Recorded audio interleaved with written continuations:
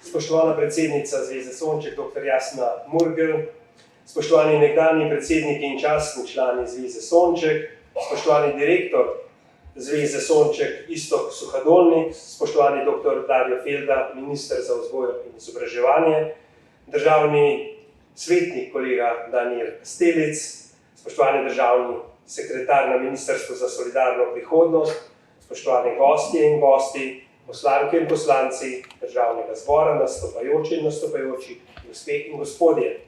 Veliko čast mi je, da vas lahko nagovorim v imenu Državnega sveta, drugega doma slovenskega parlamenta in prvega doma civilne družbe, ter seveda tudi v svojem imenu na tej vaši 40. obletnici plemenite zgodbe. Od ustanovitve Sončka, Zveze društev za cerebralno paralizo leta 1983 pa vse do danes, ko zveza združuje 15 regijskih društev za cerebralno paralizo, Društvo za pomoč pri zgodaj rojenim otrokom Sonček, Športno društvo cerebralne paralize in Sončkov klub, ste prehodili dolgo in zahtevno pot. Skupnim ciljem pomagati osebam s cerebralno paralizo in drugimi invalidnostmi ter njihovim svojcem, biti jim na razpolago takrat, ko imajo občutek, da se jim svet podira, pa tudi takrat, ko se skupaj z vami veselijo osebnega napredka. Izredno pomembno delo opravljate tudi kot nacionalna reprezentativna invalidska organizacija, ki zastopa poenotena stališča društev, se dogovarja o skupnih nalogah z ostalimi invalidskimi organizacijami v Sloveniji in z drugimi nacionalnimi invalidskimi organizacijami v svetu. Kot organizacija, ki deluje v javnem interesu, delujete na področju socialnega varstva, zdravstva, izobraževanja in kulture. Na prvem mestu vaših prizadevanj pa je edinstven prispevek enakopravnemu vključevanju oseb s cerebralno paralizo in drugimi invalidnostmi v družbo prek različnih programov, storitev in projektov. Za to izjemno delo se vam, spoštovani, iskreno zahvaljujem. Kot gospodarstvenik še dobro vem, kako pomembno je vsakega človeka opolnomočiti, da čim prej samostojno in kakovostno življenje, pri čemer je primerna zaposlitev ključnega pomena.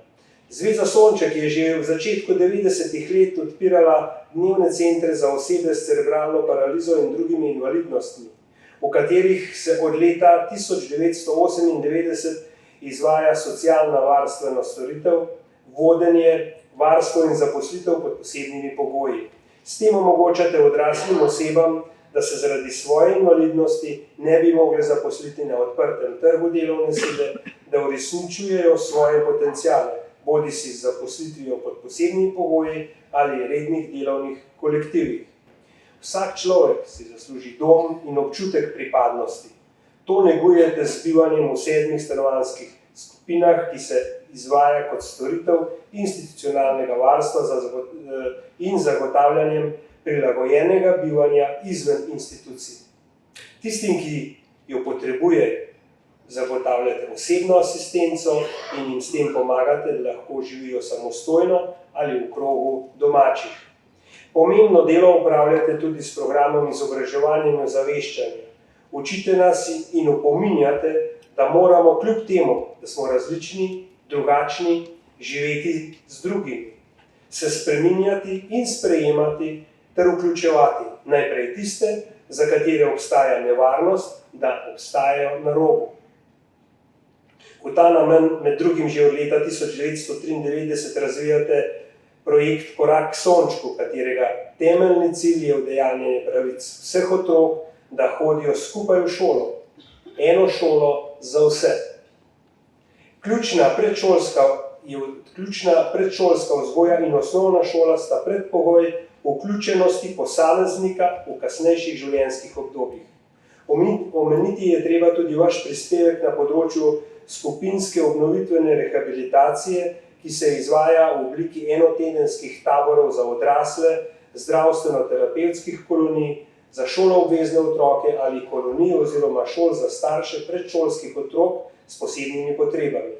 Svetovanje družinam pri urejanju vključevanja otroka v vrtec ali šolo ali svetovanja posameznikom pri šolanju in zaposlovanju je ena izmed temeljnih dejavnosti za opolnomočenje vsakega posameznika.